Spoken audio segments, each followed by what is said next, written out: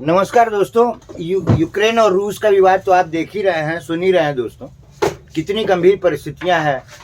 इसका एक बहुत अच्छा उदाहरण आपके सामने अभी मिलेगा आपको देखने के लिए।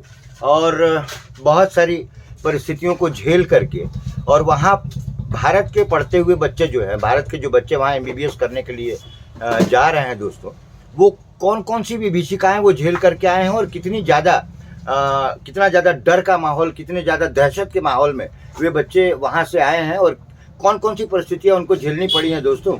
ये चीज़ आपको टीवी समाचारों में ज़रूर दिखाई देगी दोस्तों, लेकिन लाइव हम आपको दिखा रहे हैं, एक बच्चे से मिला रहे हैं दोस्तों, जो कि वहाँ पर जो है MBBS के स्टूडेंट हुआ करते थे और कब वो गए थे, कैसे आए थे और उनके ऊपर कौन कौन सी परिस्थितियाँ गुजरी। आज हम उनसे मुलाकात करते हैं मनीष जायसवाल जी से। बाबू, आपका नाम मनीष जायसवाल जी? हाँ जी, मनीष। तो मनीष जी, एक बात बताइए कि आप कौन से सन में यूक्रेन गए थे? 2018 में गया था। तो 2018 में असल में एक बात बताइए कि क्या उद्देश्य क्या था आपका वहाँ जाने का? उद्देश्य ये था कि मैं MBBS करना चाहता था, डॉक्टर बनना चाहता था, इसलिए मैं गया था जी। और ऑल्दो मेरे नीट में मार्क्स अच्छे आए थे, 500 के अप्रॉक्स आए थे, लेकिन मुझे यहाँ पे प्राइवेट कॉलेज अच्छा मिल रहा था जिसकी फीस 15 से 20 लाख रुपए थी। तो हमारी फैमिली मिडिल क्लास फैमिली है, तो हम उसको बियर नहीं कर पा रहे हैं, क्योंकि मेरा एक छोटा भाई भी है, हमें उसको भी डॉक्टर बनाने का सपना है।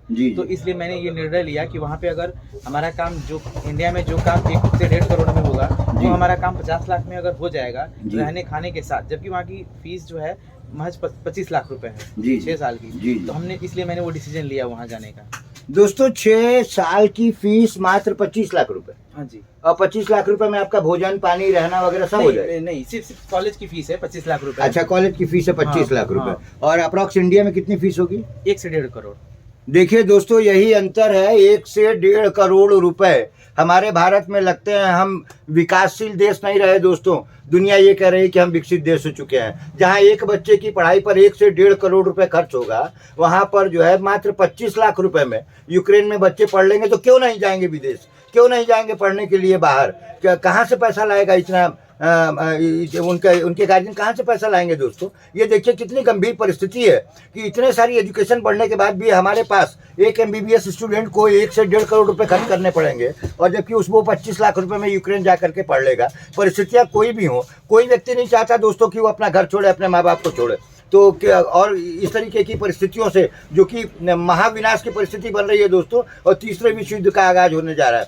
तो हम बच्चे से ये पूछना चाहेंगे कि आपने इंडिया को चूज नहीं किया क्योंकि यहाँ पे फीस बहुत ज़्यादा थी, तो और कौन कौन सी सुविधा वहाँ यूक्रेन में मिलती है?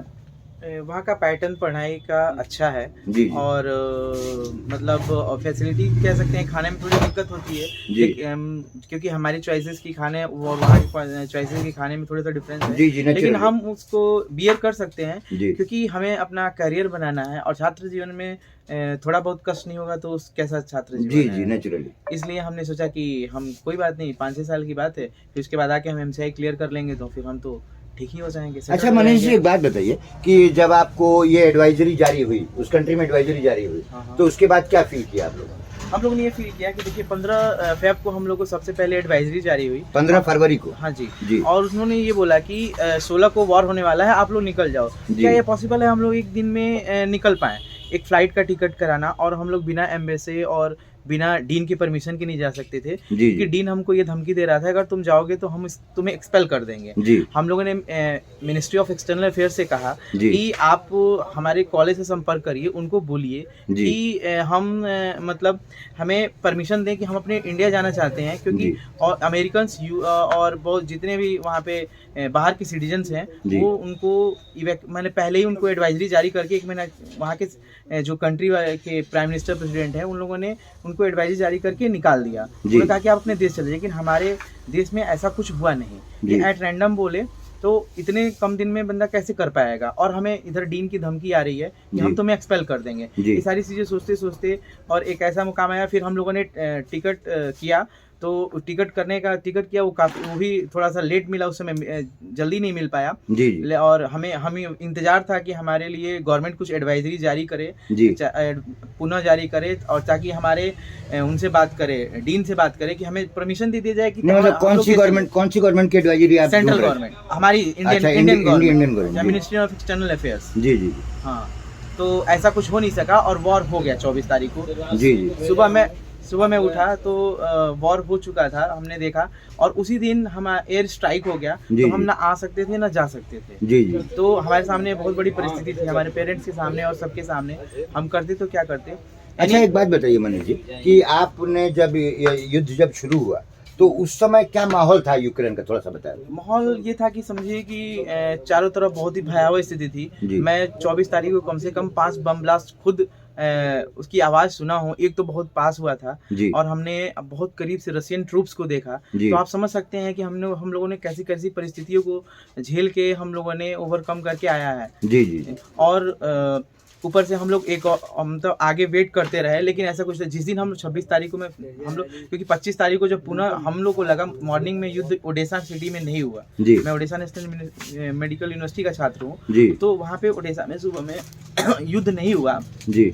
लेकिन शाम के 6-7 बजते जी। ही सारा चीज स्टार्ट हो गया। फिर मुझे बहुत मतलब अब लगने लगा कि अब कुछ नहीं हो सकता। जी। फिर मैंने अपने घर पे बात करना स्टार्ट किया, युद्ध हो रहा है, मैंने कहा देखिए ऐसी ऐसी परिस्थिति है। जी। रात भर हम लोग किचन में सोए रहे। जी। हमने सोच लिया था कि कल हमको एनी हाउ निकलना है। जी। जबकि फिर उस दिन वहाँ से मैसेज आया मिनिस्ट्री ऑफ एक्सटर्नल अफेयर से जी। कि आप लोग तब तक ना निकलिएगा जब तक हम लोग कहें ना। जी। और अगर उस दिन हम लोग छात्र एकजुट होके स्वावलंबी होके अगर अपना डिसीजन नहीं लिए होते, हम लोगों ने खुद बस बुक किया। बच्चों ने, हमारे सीनियर्स ने बस बुक किया और उस जिसके किराया 3000 था, आप मान सकते हो हम लोग 15,000 दे के आए, ग्रीवन में पे किए। तो हम लोग खुद आए। अगर उस दिन हम लोग का सेल्फ डिसीजन नहीं होता तो मैं भी आज वहीं पे रहता जहाँ पे उस वक्त कुछ छात्र अभी भी फंसे हुए हैं, चाहे हमारे दोस्त भी वही रहते। देखिए दोस्तों, कितनी गंभीर परिस्थितियां थी कि जिस बस का किराया 3,000 रुपये होना चाहिए उसका 15,000 रुपये दे करके ये भारतीय छात्र लौटे हैं। मनीष जी, हम आपसे एक बात जानना चाहेंगे कि जिस समय तक आप लौटे हैं, गवर्नमेंट ऑफ इंडिया की कोई मदद मिली क्या आपको? उस समय तक रोमानिया तक हमें कोई मदद नहीं मिली। फिर हम लोग 22 घंटे लगा के बस के द्वारा हम लोग रोमानिया बॉर्डर पे पहुंचे। फिर हम लोगों को 14 से 15 किलोमीटर पैदल चलना पड़ा। और उसके बाद हम लोग वहाँ पे बॉर्डर पे गए तो हमें काफ़ी मशक्कत करनी पड़ी बॉर्डर क्रॉस करने के लिए, क्योंकि हमारा कोई वहाँ पे कोई एम्बेसी का बंदा नहीं था, ना हमारे कोई सोल्जर थे जो हमें असिस्ट कर सके, जिसे हमें आसानी हो सके। ऑल्दो अफ्रीकन्स में कुछ वहाँ के रिप्रेजेंटेटिव थे, तो उन लोगों के लिए काफ़ी इजी गोइंग स्थिति थी। हम लोग इस कंडीशन में 7-8 घंटे वहाँ खड़े रहे, जिसमें 1 घंटे 20 मिनट लगातार स्नो फॉलिंग हुई, लेकिन हम लोगों ने अपने आप को नहीं वहाँ से हटा। हम लोगों ने कहा कि नहीं, अगर आज हम लोग हट गए तो हम लोग को फिर बैक गए, तो क्योंकि हमारे पीछे 6,000 स्टूडेंट थे और मैं तीसरी लाइन में लगा हुआ था आगे के। हमने कहा मुझे कुछ भी हो जाए, आज तो बॉर्डर क्रॉस करना ही है। तो ये 6,000 स्टूडेंट इंडियंस थे? हाँ, इंडियंस थे, मोरक्कन्स थे, अफ्रीकन्स थे। जी। हाँ, तो सारे बच्चे थे। तो सब अगर भीड़ लगी हुई तो उसमें होड़ तो होगा ही, भाई हम चले जाएं। और वहाँ पे फायरिंग भी कर रहे थे वो लोग, क्योंकि भाई जाहिर सी बात है स्टूडेंट्स हैं तो थोड़ा बहुत तो भाई होगा ही ये सब चीजें, और सारे यंगस्टर्स हैं तो आगे। और सिचुएशन ऐसी थी, बच्चों का दोस्त नहीं है। अच्छा, फायर स्टूडेंट कर रहे थे? नहीं, वो लोग फायर कर रहे थे ताकि कौन लोग फायर कर रहे थे? यूक्रेनियन सैनिक, मतलब एक सोल्जर फायर इसलिए कर रहा था ताकि बच्चे जो हैं मतलब इधर उधर डेविएट ना हो और चीजों को वो ना करें, डिस्टर्ब ना करें। लेकिन वो जाहिर सी बात है, वो तो होना ही था कि आपको सोचिए, आप एक 20+ बच्चे से क्या उम्मीद रख सकते हैं? हम लोगों ने कहाँ इतनी दुनिया देखी है। तो बच्चे भाई आगे की होड़ जाने के लिए तो थोड़ा बहुत, जैसे मान लीजिए कि आगे जाना, ये जाना, थोड़ा सा डिसिप्लिन को मेंटेन न कर पाना, तो इसलिए वो डराने के लिए कर रहे थे फायर। इसमें आहत होके कुछ लड़के और लड़कियां वहाँ पे बेहोश भी हो गए थे, जिसको फिर फर्दर जो उनके बगल में थे लोग, उनको संभाले भी वो लोग।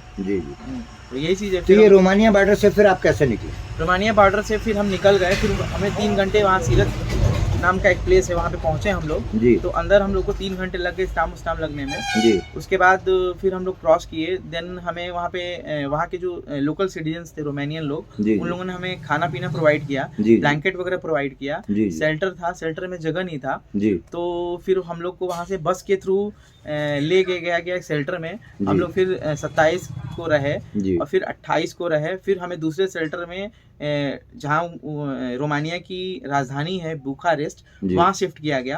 और फिर हम वहाँ से फ्लाइट से दिल्ली के लिए आए, हिंडन एयरपोर्ट पे आए। C-17 ग्लोब मास्टर से, जी। जो एयर इंडिया की एयरक्राफ्ट है। जी जी। हाँ जी। तो फिर दिल्ली से कैसे आया? दिल्ली से हमें यूपी गवर्नमेंट की फैसिलिटी थी, जो जी। हम लोग को घर तक छोड़ने के लिए, नेटिव प्लेस तक छोड़ने के लिए था। जी, तो वो जी। हमें अपने फोर व्हीलर से छोड़े हमारे घर पे ही। अच्छा, मतलब यूपी गवर्नमेंट ने आपको 4 व्हीलर प्रोवाइड करा दी दिल्ली में, हाँ तो उससे आप घर पे आए? हाँ। तो 4-5 ऐसे मतलब बच्चे ऐसे थे। कितनी 4 व्हीलर यूपी गवर्नमेंट ने चलाई? मुझे लग रहा है 10-12 होंगी।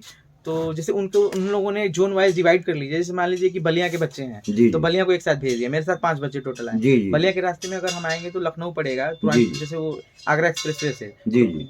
तो कुछ 2 बच्चे वहां उतर गए, जी। 3 बच्चे यहाँ के थे, बलिया जिले के थे। जी जी। तो इस तरह से हम लोग देखिए आ गए। दोस्तों, हमने तो अखबार में भी नहीं पढ़ा, यदि आया भी होगा तो हो सकता है कि हमारे निगाह से वो न्यूज़ बच गई होगी। हमें भी नहीं पता था कि उत्तर प्रदेश की सरकार ने यूक्रेन से आए हुए बच्चों को 4 पहिए की यानी कि 4 व्हीलर की फैसिलिटी अवेलेबल कराई। उसका पैसा भी लगा था? नहीं। अच्छा, देखिए, फ्री ऑफ कास्ट जो है उत्तर प्रदेश सरकार ने जो है इनको 4 पहिए की सुविधा उपलब्ध कराई दोस्तों। और ये जो है दिल्ली से किसी तरीके से बलिया तक पहुंचे हैं। दोस्तों, मैं आज हूं बलिया के उत्तर प्रदेश में और मैं बैठा हूं जायसवाल जी के पास बलिया के नागरा में। तो जायसवाल जी, थोड़ी सी एक बात और पूछना चाहेंगे आपको कि इतना भारी दहशत का माहौल था, क्योंकि आप लोगों ने तो कभी युद्ध देखा नहीं, कभी नहीं। तो आज भी कभी कभी उसकी याद आती है क्या, उस माहौल को की? याद करना ही नहीं चाहते। नहीं, करना नहीं चाहते, मतलब आपको वो भयावह माहौल याद तो आता हवा है? माहौल याद आता है, जैसे लाइक अभी अगर हम कहीं कुछ सायरन वगैरह की आवाज उस टाइप का कुछ सुनते हैं तो हमें लगता है हम उसी मोड में तो कहीं नहीं है, ऐसा कुछ लगता है। जी जी। अच्छा, एक बात बताइए कि जब युद्ध शुरू हुआ, आपने अपने घर वालों से बात की, तो आपके घर वालों का क्या रिएक्शन? घर का रिएक्शन ये था कि मैंने यहाँ पे उतना कुछ बता के नहीं रखा था जितना हम लोग झेल रहे थे। जी। क्योंकि मुझे पता था कि जब मेरी मम्मी से बात हुई एक दिन, तो मेरी मम्मी सामने कैमरे के सामने रो रही थी। जी, और जी। मेरे पापा भी रो रहे थे एक दिन जी, जब जी। मेरी बात हुई। जी। तो मेरे अंदर भी मतलब इमोशंस हो गए ऐसे कि मैं रो दूं, लेकिन मैंने सोच लिया कि अगर मैं रो दिया तो इन लोग के सब्र का बांध टूट जाएगा। जी जी। इसलिए मैंने अपने उस इमोशंस को छिपा लिया। जी जी। हाँ। देखिए दोस्तों, बच्चे कुछ बच्चे कितने समझदार होते हैं दोस्तों। इस बच्चे ने इतनी विभीषिका झेली, उतनी परिस्थितियों को झेला, स्नोफॉल इसने झेला, इसने ये भी झेला कि किचन में रात भर सोना पड़ा। इस बच्चे ने ये भी झेला कि उसको यही नहीं समझ में आ रहा था कि रोमानिया बॉर्डर से बाहर कैसे निकला जाता है। इस बच्चे ने इतना भी झेल लिया कि कैसे कैसे पैदल 15 किलोमीटर चल करके और कौन कौन सी परिस्थितियाँ झेली दोस्तों, ये हम और आप सिर्फ बातों में समझ सकते हैं, लेकिन प्रैक्टिकल पॉइंट ऑफ व्यू से देखा जाए तो इस बच्चे ने जो परिस्थितियां झेली हैं दोस्तों, हमको और आपको झेलना पड़ जाएगा तो बहुत ज़्यादा दिक्कत हो जाएगी। अब मनीष जी, एक बात बताएं कि आपकी पढ़ाई आगे कैसे कंटिन्यू होगी? आप तो कौन से ईयर में थे आप? 4th ईयर में। तो 4th ईयर में थे, तो कितने साल का कोर्स होता है आपका? 5.8 ईयर। तो 5.8 ईयर का बाकी कहाँ कंप्लीट करेंगे आप? बाकी कंप्लीट अब देखते हैं। जैसे आप मान सकते हैं कि जो ओडेसा नेशनल यूनिवर्सिटी है हमारी, जी, वो 1899 में स्टैब्लिश्ड हुई थी। जी जी। तो पहले वो यूएसएसआर, यूक्रेन का स्प्लिटिंग जो है 1991 में हुआ था, जी, जी। उसके पहले वो यूएसएसआर का पार्ट है। जी। बाय द वे मैं ये सोच रहा हूँ कि अगर वो इनका इन्वेजन हो गया जी। और इन्होंने फुली एक्वायर कर लिया यूक्रेन को, जी, तो जी। फिर से वो मतलब रशिया का ही पार्ट हो रशिया जाएगा। का पार्ट हो जाएगा। तो हमें तो ये लग रहा है कि इनको सिर्फ फीस से ही मतलब होगी। अगर हमारी स्टडी कंटिन्यू हुई तो हम वहाँ करेंगे, जी। ठीक है। अगर बाय द वे अगर ऐसा कुछ इशू आता है, नहीं हो पाएगा, जी जी। तो हम ये ट्राई करेंगे कि किसी दूसरे देश में ट्रांसफर। नहीं तो आपके पास ऑप्शन ये है कि आप किसी भी कंट्री में ट्रांसफर कर सकते हैं, तो ये हाँ। विकल्प आपके लिए खुला हुआ है क्या? हाँ, विकल्प खुला हुआ, हम एक बार ट्रांसफर ले सकते हैं। अच्छा, इंडिया में पढ़ना चाहेंगे? अगर इंडिया में होगा तो पढ़ना चाहेंगे, लेकिन हमें नहीं लगता कि ये लोग ये फैसिलिटीज प्रोवाइड कर पाएंगे, क्योंकि अगर ऐसा होता तो हम बाहर क्यों जाते। तो ऐसी कौन सी फैसिलिटी आपको इंडिया में नहीं मिल रही जो यूक्रेन में मिलती है? यूक्रेन में आप खुद सोचिए ना कि इतना कम फीस है वहाँ पे, हम लोग सारा पढ़ के अच्छे से सब कर लेते हैं, और जी। यहाँ पे इतनी ज्यादा फीस है, तो जी। हम कैसे बियर कर पाएंगे। अच्छा मनीष जी, एक बात बताइए कि लैंग्वेज वाइज आप लोगों को वहाँ दिक्कत नहीं आती? कोई दिक्कत नहीं है। तो क्या क्या लैंग्वेज आप लोग यूज करते हैं? इंग्लिश पर्टिकुलर यूज करते हैं। हाँ। और वहाँ के जो लोकल लोग हैं हाँ। या लोकेलिटी के लोग हैं, वहाँ तो दूसरी कोई लैंग्वेज यूज करते होंगे? हाँ, यूक्रेनियन वो लोग यूज करते हैं, बट वहाँ के यंगस्टर्स जो है, न्यू जनरेशन है, जी, जी। वो अच्छे इंग्लिश जानते हैं। मतलब वो हम लोग, आप समझ सकते हैं कि कन्वर्सेशन में कोई प्रॉब्लम ऐसा नहीं होती है। लेकिन अगर जो हमसे एक जनरेशन आगे के लोग हैं, जी जी। वहाँ दिक्कत होती है। तो हम लोग वहाँ, अगर हम लोग को भी पढ़ाया जाता है यूक्रेनियन रशियन फर्स्ट ईयर में, जी। तो थोड़ी बहुत आती है। अगर कुछ कॉम्प्लिकेटेड होता है तो हम लोग गूगल ट्रांसलेशन करके उस चीज़ों को निवारण कर लेते हैं। जी जी। चलिए दोस्तों, आज हमारी बात मनीष जायसवाल जी से हुई और हमें बहुत खुशी है कि हमारे यहाँ के बच्चे जो है वो विदेश पढ़ने के लिए जाते हैं, लेकिन दुख इस बात का है कि इन्हें विदेश जाना पड़ता है, क्योंकि कोई भी व्यक्ति नहीं चाहता दोस्तों कि अपना घर छोड़ें। और कितनी मजबूरी में ये बच्चे जा करके, इतनी सी कम उम्र में 20-22 साल के बच्चे विदेश में जा करके पढ़ाई करते हैं, और ऐसी परिस्थितियां जब आती हैं दोस्तों तो बहुत तकलीफ होती है। और कैसी कैसी तकलीफ़ों को झेल करके ये बच्चे अपने देश में वापस आए हैं, ये जिंदा बच गए हैं, यही बहुत बड़ी चीज़ है। महसूस करते हैं आप ऐसा कुछ कि हो सकता था कि आप भी नहीं बचते? हो सकता था, जैसे दूसरे दिन की जैसी परिस्थिति लग रही थी जी वो काफी क्रिटिकल थी, जी कुछ भी हो सकता था। मान लीजिए जैसे फर्स्ट डे तो सिविलियंस पे वॉर नहीं कर रहे थे वो, लेकिन सेकंड डे वो सिविलियंस पे वॉर करने लगे, तो हम लोग को लग रहा था कि कुछ भी हो सकता है। तभी तो हम लोग ने सेल्फ डिसीजन लिया। अच्छा, कीवी से कितनी दूर पे थे आप? क्यू से हम लोग 500 से 600 किलोमीटर पे हैं। 500 से 600 किलोमीटर पे। हाँ। तो आप लोग जिस पर्टिकुलर एरिया में थे वहाँ भी बमबारी हो रही थी? हाँ बिल्कुल हो रही थी, ओडिशा में हो रही थी। अच्छा, और कौन कौन से वेपन्स इस्तेमाल किए जा रहे थे? वेपन्स, मिसाइल्स, मिसाइल फायरिंग हो रही थी, स्नाइपर्स और AK-47 उन लोगों के पास था। जी जी और रशियन टैंक भी थे वहाँ पे। जी जी। एक लास्ट क्वेश्चन आपसे पूछेंगे कि जब आप यूक्रेन से लौट करके अपने घर बलिया आए तो फैमिली का रिएक्शन थोड़ा सा बताइए। बहुत ही इमोशनल रिएक्शन था। जी जी, और नेचुरली। बहुत ही मतलब उस समय मेरे को लग रहा था कि हाँ, मतलब काफ़ी मुझे पता है कि घर वालों को लग रहा होगा कि मैं कितना सब झेल के आया हूँ। जी तो काफ़ी ग्रैंड वेलकम हुआ। जी जी हमारे दोस्त भी हैं कुछ, मेरा भाई है सुशील, जी उनके मित्र हैं अशरफ, सचिन, जी। ये लोग सारे लोग प्रेजेंट रहे हैं, जो हमारे शुभचिंतक जो मान सकते हैं। जी जी। और भी अनुरुद्ध मित्रों की भीड़ लग गई दोस्तों, मित्रों की भीड़ लग गई, पूरा परिवार इमोशनल हो गया दोस्तों। और इस बच्चे को जब ये विदेश छोड़ करके किसी तरीके से हमारे बलिया में आया तो लोगों की देखने के लिए भीड़ जुट गई दोस्तों। और इस समय बज रहे हैं रात के 8, लेकिन मुझे ये मालूम चला कि ये बच्चा जो है वो विदेश से लौट करके आ चुका है, तो मैं भी मिलने के लिए बहुत उत्सुक हुआ दोस्तों। हम गार्जियनों से ये कहना चाहेंगे कि परिस्थितियां कोई भी हों, बच्चों को थोड़ा सा सोच समझ करके बाहर भेजें यदि आप कैपेबल हों तो, क्योंकि इस तरीके की परिस्थितियां हमारे बच्चे जाके झेलें। इस तरीके की परिस्थितियां काफ़ी जगह देखने को मिलती हैं। जब हमारे ही देश में इस तरीके की का बिहेवियर चेंजेस है दोस्तों, तो बच्चे विदेश जाएंगे तो इन्हें कुछ भी झेलना पड़ सकता है। आप ये बहुत छोटी छोटी बातें कहना अच्छा नहीं लगता, लेकिन हमारे ही उत्तर प्रदेश और बिहार के लोगों को बड़ी मजबूरी में बम्बई जाना पड़ता था दोस्तों। और आपने देखा कि बम्बई वाले कैसा व्यवहार करते थे हमारे यूपी और बिहार के लोगों से। तो इसी तरीके से ये तो खैर विदेश की घटना थी और बहुत दुखद है कि इस तरीके की परिस्थिति वहाँ पर बनी हुई है। और हमें पूरा विश्वास है कि भारत सरकार जिस तरीके के कदम उठा रही है उस तरीके से कहीं ना कहीं इन बच्चों की आगे पढ़ाई प्रभावित ना हो, इस पर सोचने की बहुत ज़्यादा ज़रूरत है। क्यों सुशील? बिल्कुल, क्योंकि भारत सरकार ही कुछ कर सकती है इस मामले में। हाँ कर सकती है, अगर वो चाहे तो बहुत कुछ कर सकते हैं। जी जी। इन बच्चों का भविष्य बर्बाद ना हो, इसके लिए हम भारत सरकार से अपने चैनल के माध्यम से आग्रह करेंगे और बहुत बहुत धन्यवाद देंगे उत्तर प्रदेश सरकार का, जिसने 4 पहिया वाहन उपलब्ध कराए, जिससे बच्चे आराम से जो है कम से कम दिल्ली से घर आ गए। हाँ जी। तो मैं हूं हरिओम श्रीवास्तव और आप देख रहे हैं मेरा यूट्यूब चैनल यूनिक न्यूज़ 1। बहुत बहुत धन्यवाद।